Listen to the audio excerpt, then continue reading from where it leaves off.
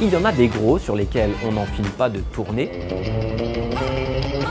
des petits qu'on ne calcule pas, et même des dont on ne sait toujours pas s'ils en sont ou pas. La France compterait, selon les estimations, entre 30 000 et 50 000 ronds-points. Il y en a partout, vous pouvez le constater. La France est couverte de giratoires. On est champion du monde des ronds-points. Contrairement à ce qu'on entend parfois, ce n'est pas un record mondial. Mais c'est tout de même beaucoup plus que des pays comme les États-Unis ou l'Allemagne. Mais alors pourquoi ? Premièrement, c'est peut-être parce que le rond-point a été inventé en France. Au début du XXe siècle, l'urbaniste Eugène Hénard prévoit que l'automobile va envahir les rues. Les croisements deviennent dangereux, et en particulier la place de l'Étoile, sur laquelle débouchent 12 avenues. Les gens vont dans le sens qu'ils veulent, et cela crée déjà un chaos inextricable. Hénard demande donc à ce que tous les véhicules tournent dans le même sens autour de l'Arc de Triomphe. Quelques décennies plus tard, les Anglais reprennent l'invention et lui apportent une modification révolutionnaire. Jusque-là, on donnait la priorité à ceux qui entraient dans le rond-point.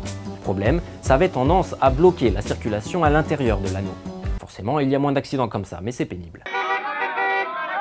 En 1966, le Royaume-Uni décide donc que la priorité sera donnée aux véhicules qui circulent déjà dans l'anneau. Ça marche beaucoup mieux, et à une époque où la circulation automobile explose en Europe, le rond-point commence à attirer de nouveau l'attention des Français, et en particulier d'un Français, Jean-Marc Ayrault. À la fin des années 1970, Jean-Marc Ayrault n'est pas encore Premier ministre, mais maire de Saint-Herblain, une ville de 40 000 habitants près de Nantes. Être jeune, eh bien c'est, je pense, un atout. Et à Saint-Herblain, il y a le double carrefour de la Garoterie, particulièrement dangereux. Jean-Marc Ayrault cherche des solutions pour y limiter le nombre d'accidents. Il nous a raconté. J'ai fait appel à l'expert qui s'occupait des questions de déplacement, de circulation.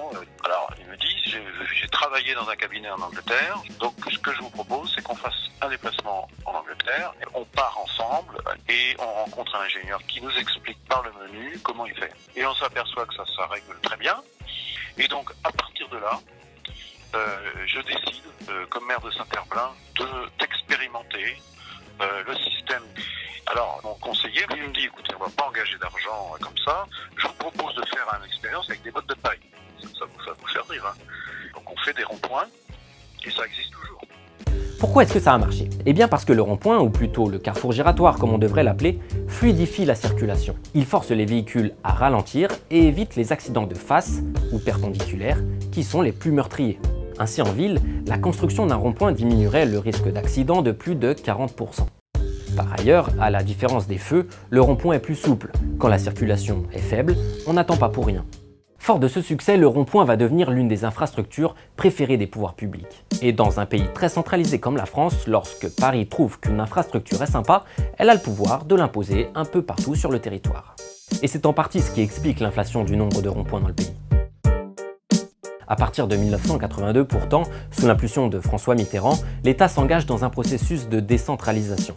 Il transfère une partie de ses pouvoirs aux communes de France, notamment l'aménagement urbain. Mais les maires qui ne sont pas devenus d'un coup spécialistes de l'aménagement urbain vont naturellement demander des conseils à ceux qui s'en occupaient avant eux, la direction départementale de l'équipement. Et celle-ci leur conseille de construire des ronds-points.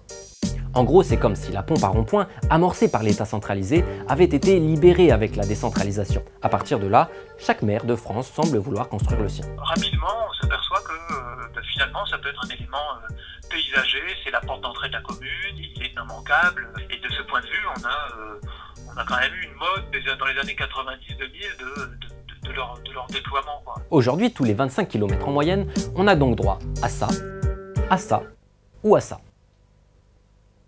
À Nantes, le laboratoire du rond-point, on en compterait plus de 1000.